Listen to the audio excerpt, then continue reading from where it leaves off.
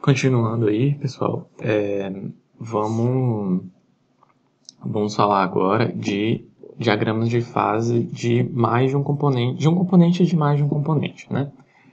Então a gente viu na outra aula aí o que era solubilidade, o que era metastabilidade. Vamos passar um pouquinho, né? A gente viu, a gente chegou até aqui equilíbrio de fases, né? A gente passou por esses 4 componentes, limite de solubilidade, fase, microestrutura, equilíbrio de fase. A gente vai falar agora desse gráfico, né, que eu coloquei na introdução como uma motivação. A gente definiu o que era diagrama de fases, solvente e soluto, componentes são as partes de uma solução, solvente é o componente que está em maior porcentagem, soluto que está em menor porcentagem. Solução sólida é uma solução de solvente e soluto, ela pode ser substitucional ou intersticial. Limite de solubilidade é a concentração máxima de uma substância que eu posso ter, de um soluto que eu posso ter em solvente, né? Eu dei o exemplo aí de uma solução de açúcar com água. A gente definiu o que é fase, então é uma porção que é distinguível de um sistema, né? Então, por exemplo, aqui o gelo é uma fase e a água é outra fase. A gente consegue distinguir, diferenciar essas duas fases, né? As propriedades aí são diferentes. A gente falou dessas fases em compósitos e a gente começou a falar que a microestrutura, a gente vai ver, a microestrutura a gente vai ver com mais detalhes mais para frente, então vamos retomar ela mais para frente. Então é isso, então a gente vai falar aqui agora de diagramas de fase de um componente só. São os chamados diagramas de fases unários. Então aqui tem justamente o diagrama que foi apresentado para vocês lá no início com a motivação, que é o diagrama unário da água. Esse diagrama ele é de pressão por temperatura. Esse diagrama é muito comum que vocês veem em termodinâmica, né? Quando vocês veem estudos de fases. Então ele é pressão por temperatura. E aí aqui nessa linha tracejada está marcando justamente a pressão atmosférica. E aí a gente sabe que na pressão atmosférica a água ela passa do estado de sólido para o líquido a 0 graus Celsius. E é isso que está marcado aí no diagrama, né? Se você pegar aí em detalhe,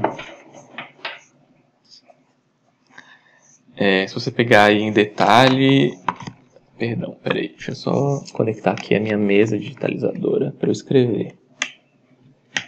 Isso. Então, se você pegar em detalhe aqui o ponto que eu falei,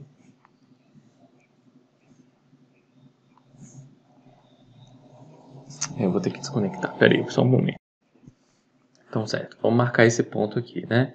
Se eu tenho esse ponto aqui na pressão de uma atmosfera, lembra que a pressão atmosférica é uma ATM, né? Então, a gente está aqui, a pressão que nos roda é a pressão de um ATM. Então, a gente vai lá, desce reto, tá justamente na temperatura de 0 graus Celsius. E a mesma coisa para vaporização, que é a transformação de líquido para gás, né, para vapor de água. Então, ela acontece a 1 atm a 100 graus Celsius. Eu marquei errado, tá? Eu desci torto, né? 100 graus Celsius. Ok. A gente sabe que esse ponto aqui é um patamar de transformação, ou seja, todo gelo, quando chega a temperatura de 0 graus Celsius, ele vai ficar na temperatura de 0 graus Celsius até que todo o sólido se transforme em líquido. Isso para substâncias únicas, né? Para substâncias puras, que a gente fala. É uma substância pura simples também, né?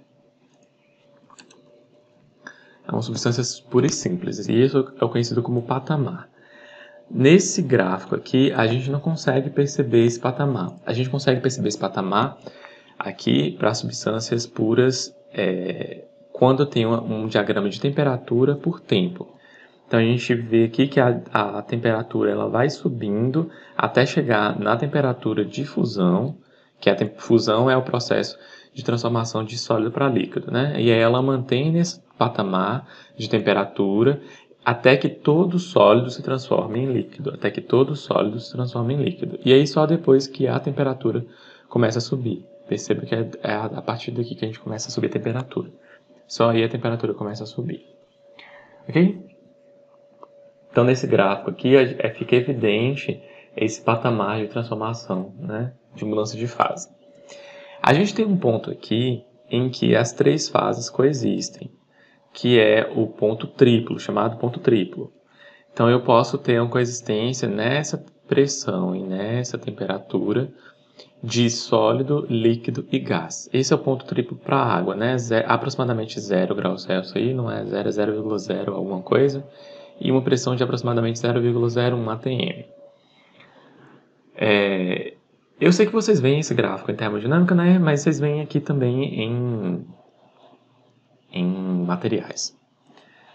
Então, esse gráfico aqui ele é bastante interessante, mas não é o gráfico que a gente vai usar bastante, né? Esse gráfico aqui,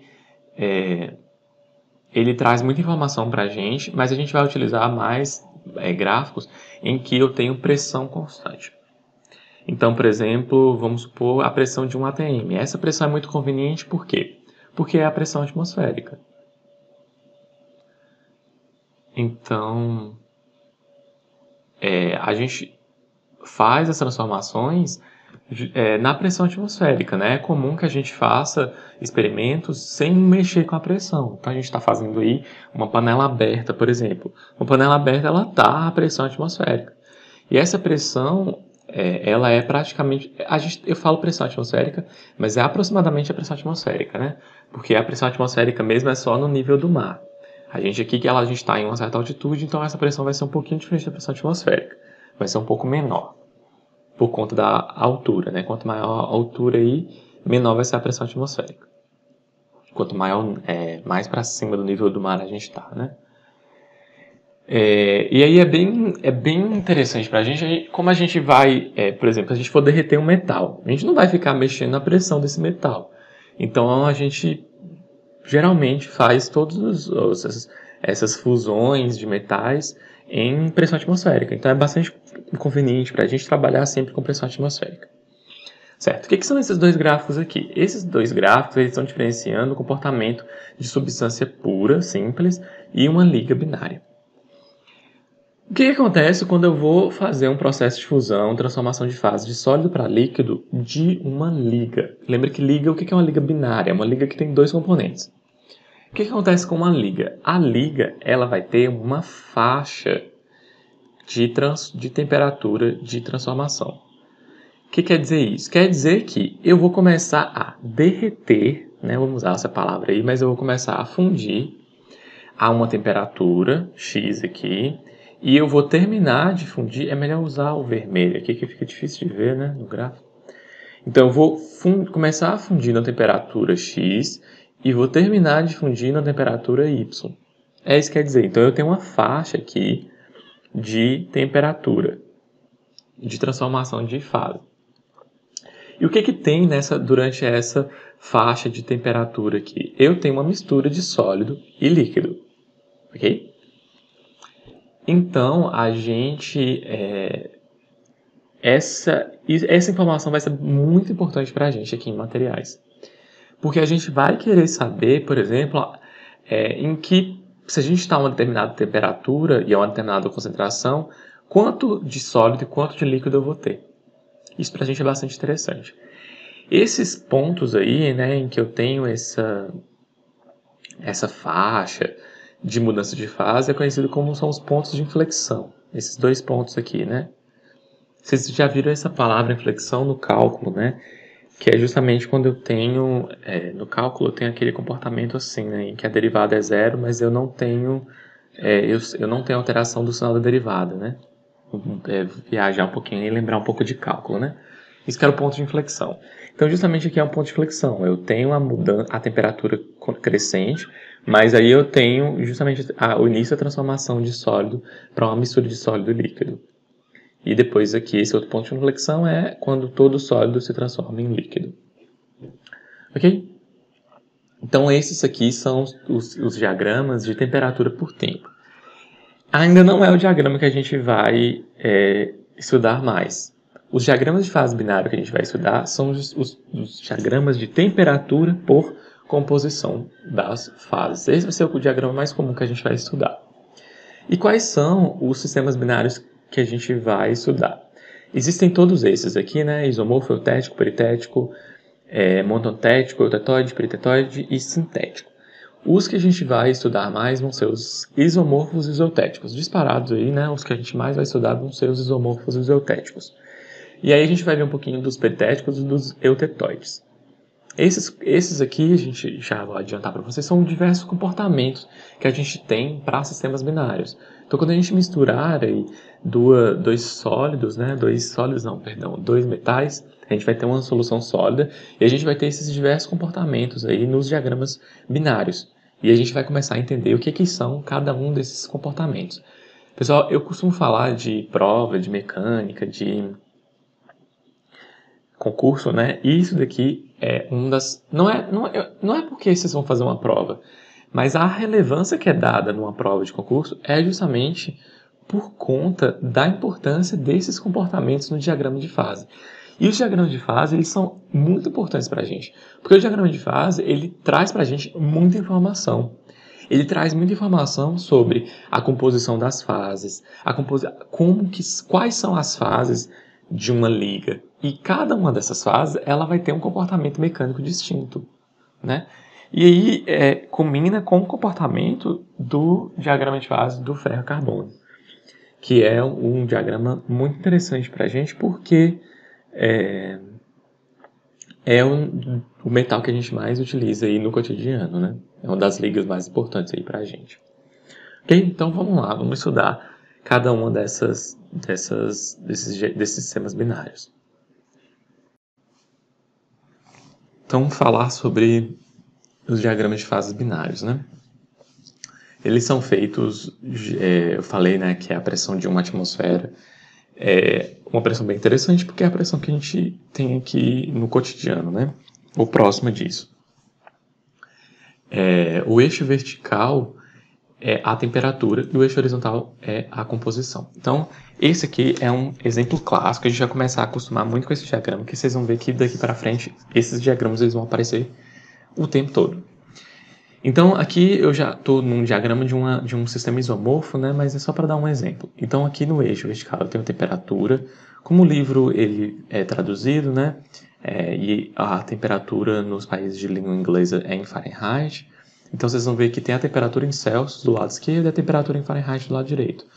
É como se a gente ignorasse aqui a temperatura do lado direito, né? A gente não está acostumado a utilizar Fahrenheit, então a gente usa só de Celsius aqui. E o que é a composição aqui? A composição não, a linha horizontal. É a composição. Então, esse diagrama aqui é um diagrama de cobre e níquel. E cobre e níquel eles se misturam em qualquer temperatura, em qualquer proporção, né? Então eu tenho 0%. Percebam que aqui o eixo X é porcentagem de composição de níquel. A gente consegue tirar a composição de cobre também, mas aqui cresce, né, para a direita a composição de níquel. Então eu começo com 0% de níquel até 100% de níquel. Não são todos os diagramas que vão de 0 a 100%. Às vezes ele tem só uma faixa de porcentagem, por exemplo, poderia ser de 40 a 60. Okay? Então, é sempre observar o eixo aqui horizontal. Se eu tenho 0% de níquel aqui e 100% de níquel aqui, quer dizer que eu tenho 100% de cobre aqui e 0% de cobre aqui. Às vezes, os diagramas ele tem no eixo horizontal aqui embaixo a porcentagem de níquel e no superior a de cobre, por exemplo, de uma composição de uma substância e no superior o de outra. É comum que aconteça isso, mas aqui no caso são os dois de níquel, né? Então tem o inferior contra o superior. Então parece que eu tenho 4 eixos, né? Mas na verdade eu só tenho 2. Um de temperatura e um de composição de níquel, em peso aí de níquel. Em peso não, em porcentagem, perdão. Em porcentagem de níquel. Ok? Aqui na verdade é a porcentagem atômica, né? De átomos, aqui é a porcentagem...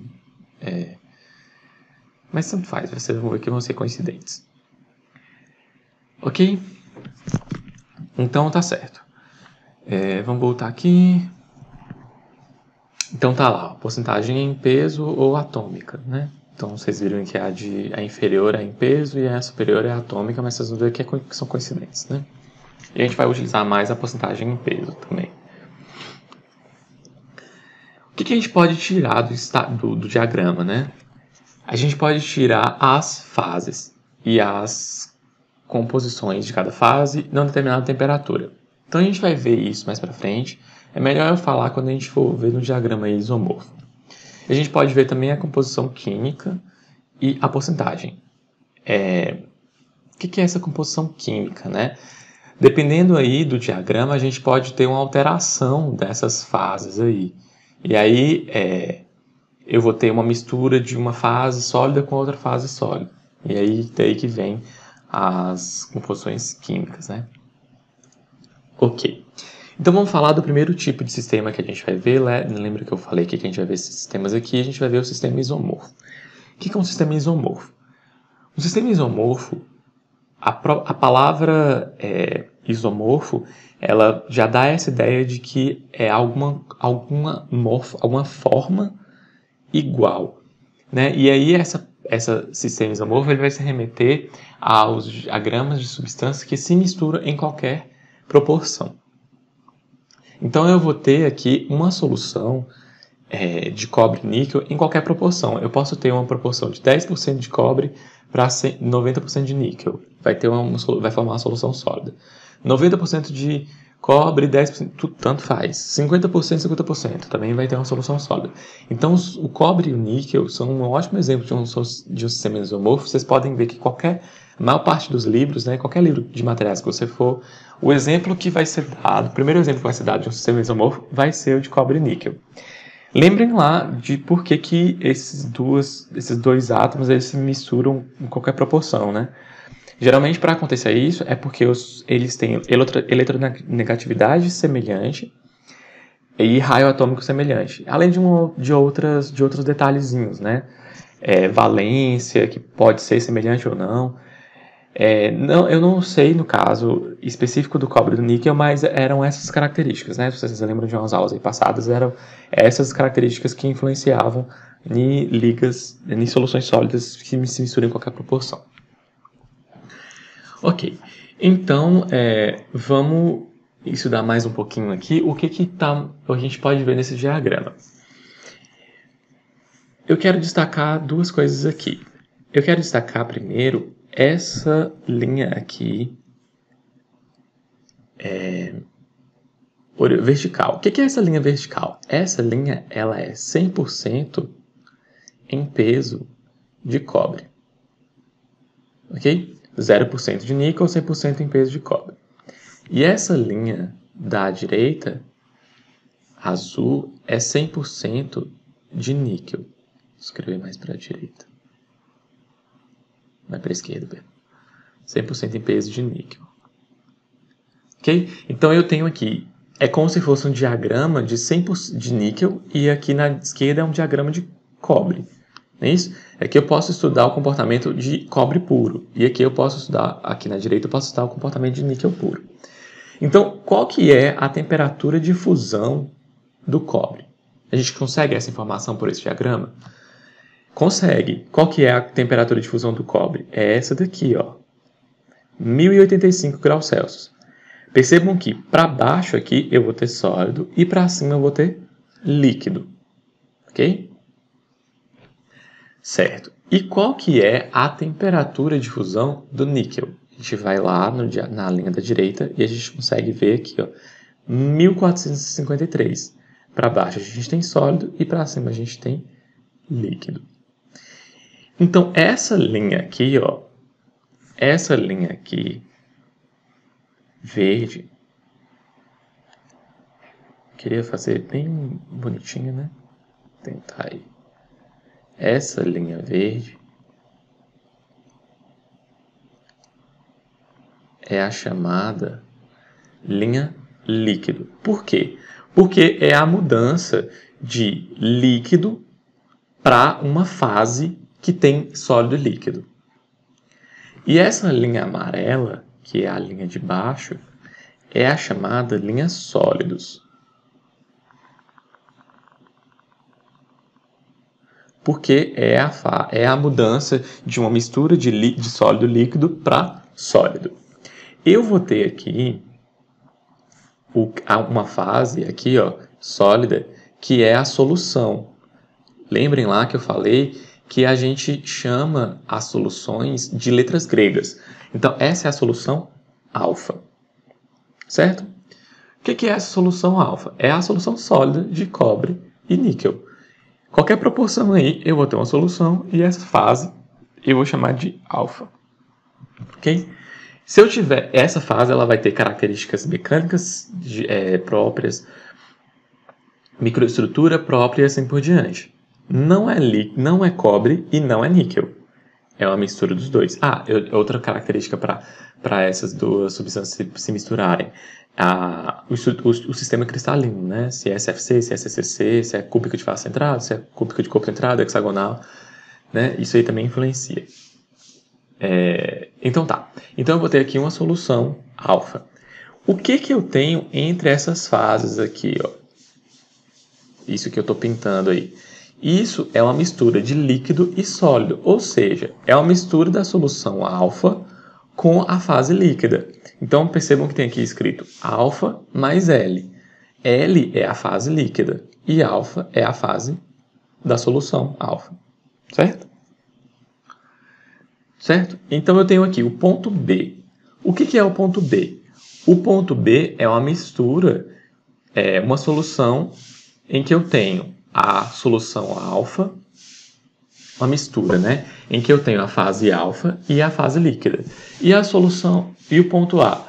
O ponto A, a 1100 graus Celsius, né? Aqui é 1100 graus Celsius, eu tenho 60% de níquel, 40% de cobre e é uma solução alfa sólida.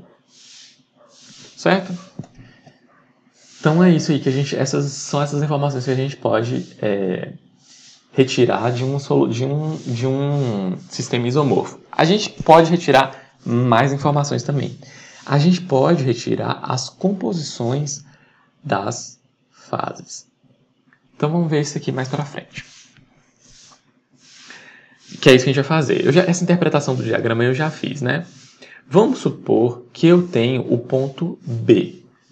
O que é esse ponto B? Esse ponto B, vou pegar outra cor aqui que é melhor. Esse ponto B, ele é um ponto que está... eu vou ter mais... Aqui, ó. Isso. Esse ponto B aí.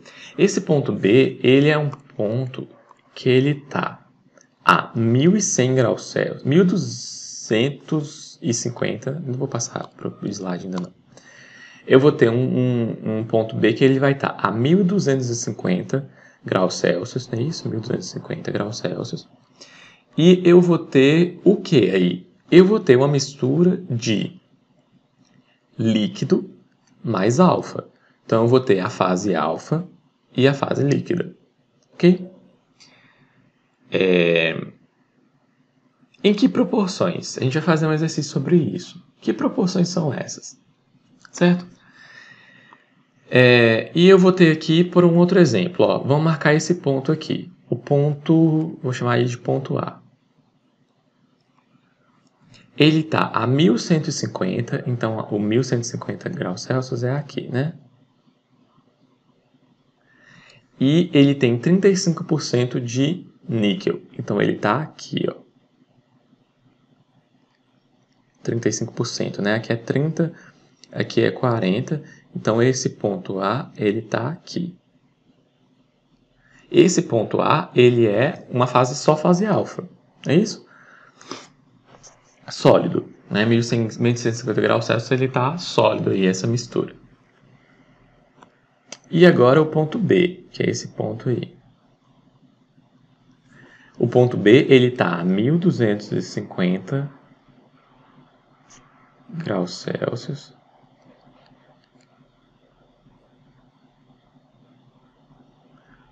É isso aqui. E ele tem 35% de níquel. A liga total tem 35% de níquel. Mas, e se eu quiser saber quanto por cento de solução alfa sólida eu tenho e quanto por cento de líquido eu tenho? Como que eu faço para saber? Como faz para determinar a porcentagem de cada fase? É o que está escrito aqui. Lembra que a fase alfa é uma fase só. Visualmente eu não consigo distinguir ela. Ela vai ser uma fase só, alfa. Isso é como se eu tivesse aí, tipo, gelo. né, a fase alfa fosse gelo, e aqui eu tivesse líquido. E aqui no meio eu tivesse uma mistura de gelo e água líquida. Então, essas são as fases presentes, alfa e líquido. Como que eu faço para determinar a porcentagem de cada uma delas? A gente vai utilizar essa linha de amarração. Então, o que é a linha de amarração? É a linha que está na temperatura do B. Então, é a linha que está na temperatura de 1250. E essa linha de amarração, ela une o quê? Ela une o ponto aqui em que a linha da temperatura corta com a linha líquidos e com a linha sólidos. Então, eu tenho essa é a linha de amarração entre a linha líquidos, né, e a sólidos. Ok? E aí, lembra que B é o ponto onde eu tenho o meu componente lá. Ele vai estar com 35% de níquel a 1250 graus Celsius. Então, eu vou utilizar esses tamanhos aqui, ó, R e S. O que são essas proporções aí, R e S? Para eu saber a porcentagem em peso de alfa, que eu vou chamar aí de WA, o que eu vou fazer? Eu vou pegar, vou marcar com cores aqui, vou chamar R de azul. Então, esse tamanho R aqui vai ser o tamanho azul. E então, vou marcar ele aqui. O R é o azul. E o que amarra aqui o tamanho S vai ser o verde. Então, o S vai ser o verde. A porcentagem do alfa é o R sobre o tamanho total, R mais S. Então, se eu quero saber quanto por cento de sólido eu tenho, que é da fase alfa, eu vou pegar R sobre o tamanho total. Mas, professor, R é o que liga o líquido ao ponto B. Por que você vai utilizar o R para saber quanto por cento da fase alfa, que é sólida, tem? Porque perceba o que é, por isso se chama regra da alavanca, porque é a proporção inversa, inversamente proporcional. Vocês concordam que quanto mais perto B estiver da linha de líquido, mais líquido vai ter? Então, quanto mais perto da linha líquido tiver, menor vai ser o meu tamanho azul. E menor sendo o tamanho azul, menor é o tanto a proporção da fase sólida, alfa, que eu tenho. É inversamente proporcional. Assim como eu vou ter, quanto mais próximo da linha líquidos eu tiver, mais líquido eu tenho, então maior aqui é o verde, mais líquido eu vou ter. Ok? É inversamente proporcional. Então, para eu saber a quantidade de alfa que eu tenho, eu vou pegar entre a linha líquido e a linha, dentro da linha de amarração, né, a porcentagem C0, que é a porcentagem da liga, menos CL, que é o ponto aí na linha líquido, naquela temperatura que eu tenho, e o ponto C-alfa, que é o ponto da linha horizontal da temperatura com a interseção da linha horizontal da temperatura com a linha sólida. Então, isso que é o ponto C-alfa. Então, foi isso que eu escrevi, né? É melhor para a gente pensar em termos de R e S, né? Mas a gente pode pensar em termos de C0 e CL também. Então, R é C0 menos CL. Então, ficou aqui, ó, C0 menos CL. Sobre C-alfa menos CL, que é R mais S. E S é C-alfa menos C0 sobre a porcentagem total, que é a linha de amarração total, que é C-alfa menos CL. Então, vamos fazer um exercício aí.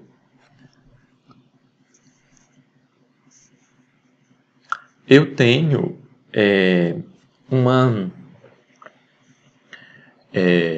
um ponto B. Esse ponto B, esse é o próprio ponto B, né? Então, quanto por cento das fases eu vou ter no ponto B? Quanto por cento de alfa eu vou ter e quanto por cento de líquido eu vou ter? Aqui foram fornecidos para a gente os pontos C-alfa, que às vezes é difícil de visualizar no gráfico quanto vale esse ponto, né? C-alfa, então, é 42,5. Percebe aqui que está próximo, é 42,5. E CL aqui para a gente é 31,5. Ok, então vamos fazer esse exercício aí. A gente pode até aumentar um pouquinho o gráfico para a gente visualizar melhor. Ok, então a primeira coisa que eu vou fazer a conta vai ser a porcentagem de alfa. O que era a porcentagem de alfa? É a regra da alavanca, é o R. Né? Pensa aí que quanto mais próximo da linha líquido, menor vai ser o R. Então, menos sólido eu vou ter. Quanto mais próximo da linha líquido, mais líquido eu vou ter. Então, tenta usar essa lógica aí. R sobre R mais S. Não é isso? Então, vamos utilizar a fórmula em termos das proporções. Vai ser C0 menos CL sobre C alfa menos CL. Então, eu vou ter 42,5, não é 42,5 não, perdão, é 35 menos 31,5 sobre 42,5 menos 31,5. Eu posso colocar em termos das porcentagens, né? Percebe que esse aqui todos estão em termos da porcentagem. E como eu quero uma proporção, isso daqui vai me dar um termo 0, alguma coisa que eu posso transformar em porcentagem também. Certo? A porcentagem de alfa aí que eu vou encontrar é de 32%. Eu vou encontrar aqui, se eu jogar na calculadora, vai ser 0,32, né? Ou em termos de porcentagem aí, é 32% em peso de alfa. Ok? E o WL, que é a porcentagem de líquido, a gente já pode fazer que é 1 menos W de alfa, né? Vai ser 68%. 0,68 no caso, ou 68%. Mas a gente pode fazer pela conta também. Vai ser o quê? Vai ser S sobre R mais S, não é isso? Ou, em termos das porcentagens, vai ser C alfa menos C0 sobre C alfa menos CL. E aí eu vou ficar com 42,5 menos 35 sobre 42,5 menos 31,5. E aí essa conta aqui vai dar 0,68. Ok? Então a gente fez aí as contas.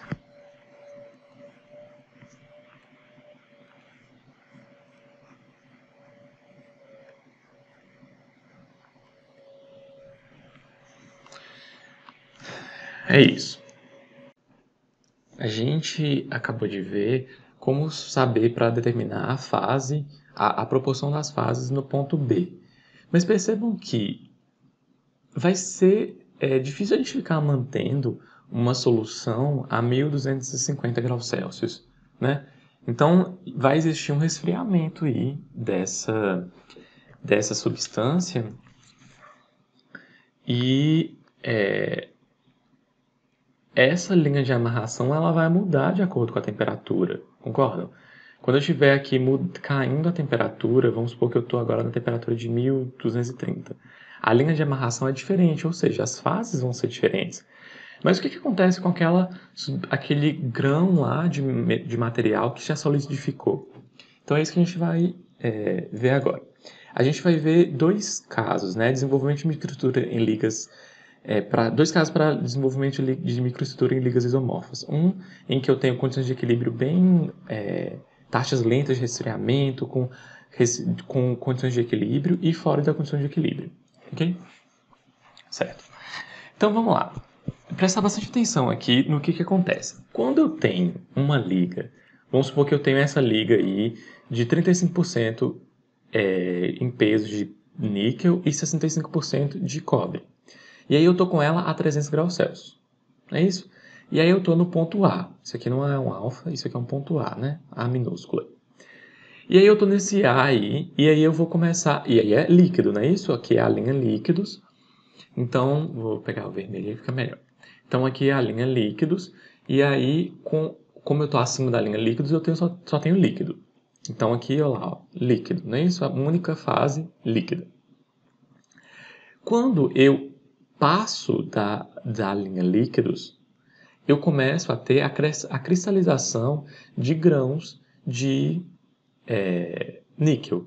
Porque o níquel ele vai fundir a uma temperatura maior, não é isso?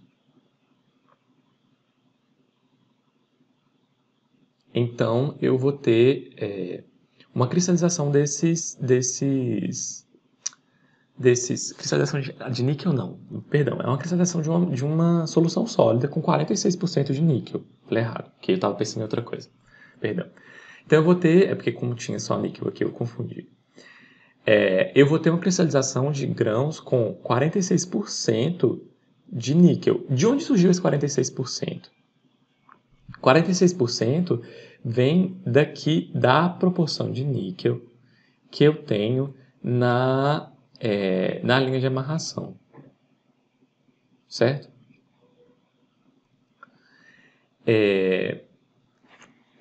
Lembrem que a gente consegue aqui com a linha de amarração a porcentagem da fase líquida e da fase sólida.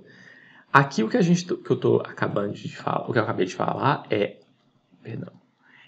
a proporção da fase sólida. É quanto por cento de níquel eu tenho nessa fase sólida. Então, para eu saber quanto por cento de níquel eu tenho nessa fase sólida, eu olho do outro lado da linha de amarração lá, a porcentagem que eu tenho da linha sólida, né? Níquel. Ok. O que vai acontecer? Eu vou diminuir ainda mais a temperatura. E aí, diminuindo mais a temperatura, eu estou mudando aí a linha de amarração. Agora, eu vou ter uma proporção de fase sólida e uma proporção de fase líquida, não é isso? Essa quantidade aqui é a proporção de fase sólida e essa aqui é a quantidade de proporção de fase líquida. Certo? E agora eu vou ter grãos com outra concentração de níquel. Eu vou ter a concentração que está aqui, ó. É o ponto da linha de amarração, a concentração no ponto da linha de amarração que encontra com a linha sólidos. Não é isso? Então agora já mudou. Quer dizer que esse grão antes ele tinha uma proporção de 46% de níquel, né, na fase alfa. Agora a fase alfa ela vai ter uma proporção de 43%, porque eu diminuí a porcentagem de níquel aí. Continuei solidificando até o ponto em que eu vou ter só sólido, né? Então esse diagrama aqui é um ponto imediatamente ao ponto eu ter só sólido. Então eu vou ter líquido com 24% de níquel, que é onde encontra aqui a proporção que encontra na linha líquidos. E eu vou ter aproximadamente 100% de sólido, que eu estou aqui bem próximo da linha de sólido, não é isso? E aí, quando eu passar da linha aí, sólido, eu entrar na fase sólida mesmo, na fase alfa da solução sólida, eu vou ter grãos com 35% de níquel. Que aí agora eu vou ler a composição aqui embaixo. Certo? Só que isso é no mundo ideal, onde eu tenho taxas muito lentas de transformação, em que eu vou ter uma difusão sólida, uma difusão no sólido. Vocês conseguem perceber que eu tenho uma difusão? Por quê? Porque antes eu tinha um líquido com 35%. Aí o líquido agora, ele tem, imediatamente ele vai ter 35%, depois ele vai ter 32%, depois ele vai ter 24%. Ou seja, eu estou retirando níquel desse líquido, entrando ele na fase sólida. E a fase sólida, ela também está tendo uma difusão. Percebam que os grãos alfa, eles estão tendo variações diferentes de concentração. Eu tinha aí 46, 43 e 35, até 35% na fase só sólida. Só que o que vai acontecer mesmo quando eu tiver um resfriamento com taxas reais de difusão? Ou seja, a difusão em um sólido ela é baixa. Então eu vou ter uma estratificação do grão. A gente pode até escrever isso, né? Estratificação do grão. Ou seja, o que vai acontecer aí? Eu vou ter grãos formando com uma concentração específica de níquel, só que quando eu resfriar mais, eu abaixar a temperatura, eu vou formar mais sólido ao redor desse grão com uma concentração diferente. Certo? Então, o meio do grão vai ter uma porcentagem, a fase alfa do meio do grão vai ter uma porcentagem de 46% de níquel. A fase que formou depois vai ter uma porcentagem diferente, por exemplo, 40%. A fase que formar depois vai ter uma porcentagem diferente, 35. E assim por diante, a fase que formar depois vai ter uma porcentagem diferente, 31. A concentração global, ela é de 35% de níquel e 65% de cobre. Mas os grãos, eles vão tendo porcentagens diferentes, certo?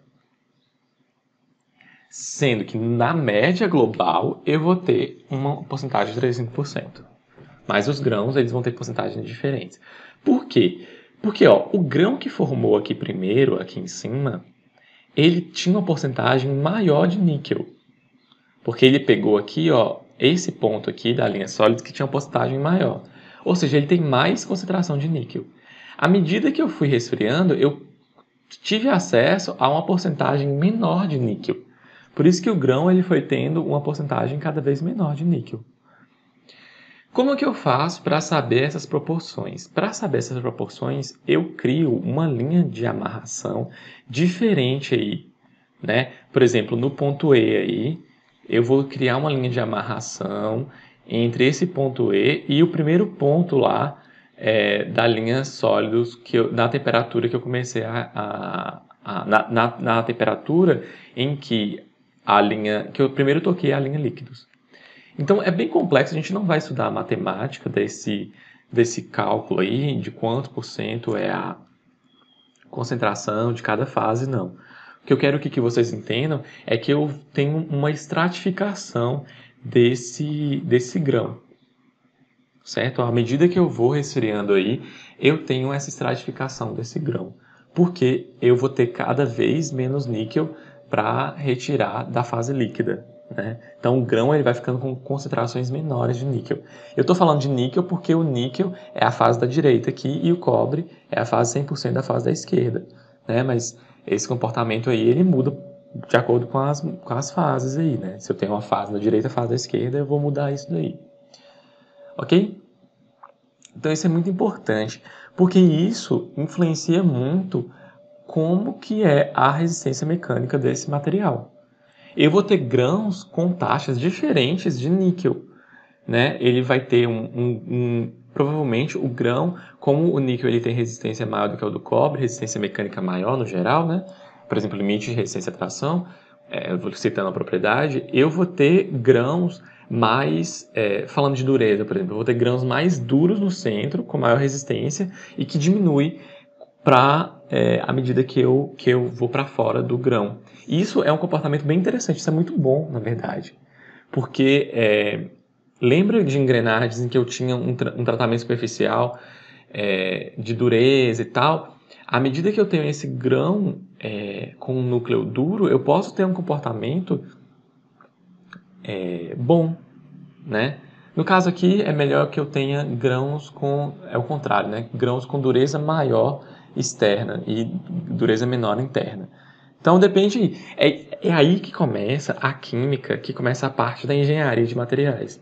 É você mexer nesse resfriamento, em como que eu vou mexer nesse comportamento desse grão aí, dessa fase de dentro, né? É bom que eu tenha uma fase de dentro mais dura, ou é bom que eu tenha uma fase de dentro mais dúctil, né? Então aí, se a gente for lembrar do comportamento da engrenagem, é bom que eu tenha um comportamento do exterior do grão mais duro, né? Mas grão é um pouco diferente de comportamento macroscópico, né? Mas a gente vai ver isso. Ok. Agora a gente vai ver o comportamento, as propriedades macroscópicas da liga, né? Então, por exemplo, eu tenho uma liga aí, cobre-níquel, e agora eu vou estudar o limite de resistência à tração e a ductilidade, aí, medida em termos do alongamento. O que acontece? Percebam que eu tenho aqui a propriedade no gráfico, no eixo vertical, e a composição aqui, composição em níquel. Então, para uma composição de 60% aproximadamente de níquel, é onde eu tenho o maior limite de resistência à tração. O limite aqui, o eixo da direita, ele é em termos de KSI, né? Que é 1000 PSI. Mas a gente está mais acostumado em falar aqui no Brasil de megapascal, né? Então a gente vai sempre tratar aqui no eixo da esquerda de megapascal. Então, o que aconteceu aqui? Eu tive um aumento da resistência à tração, do limite de resistência à tração, por conta da solução sólida. A gente já tinha visto isso. A gente tinha visto que um dos mecanismos de aumento de resistência era por conta da solução sólida, vocês lembram? E aí, lembra do comportamento inverso da solução sólida com a ductilidade. Se eu tenho ganho de resistência, eu torno o material mais frágil, eu perco dutilidade, né? Eu tenho perda desse alongamento até na fase elástica e até a fratura também, né? Então, eu tenho esses comportamentos inversos aí, ok? Mas, no geral, a gente tem aumento da resistência sólida. Percebam que se eu pegar aqui, essa é a resistência, o limite de resistência à tração para uma liga 100%, para uma liga não, para um material de 100% cobre. Quando eu coloquei um pouquinho de cobre, de níquel, eu já aumentei a resistência, né? Lógico que eu tenho aqui uma eficiência de aumento de resistência. Aqui eu vou ter com pouco níquel, eu vou ter só o níquel puro com mais resistência. Mas perceba que quando eu tenho níquel puro, eu coloquei um pouquinho de cobre, eu também tive ganhos de resistência. Então, quando você tem um solvente e você adiciona um pouco de soluto, você tem aumento de resistência. Ok? Então, esse comportamento aí, ele vai ser verificado. Vamos falar agora das ligas eutéticas, né? Com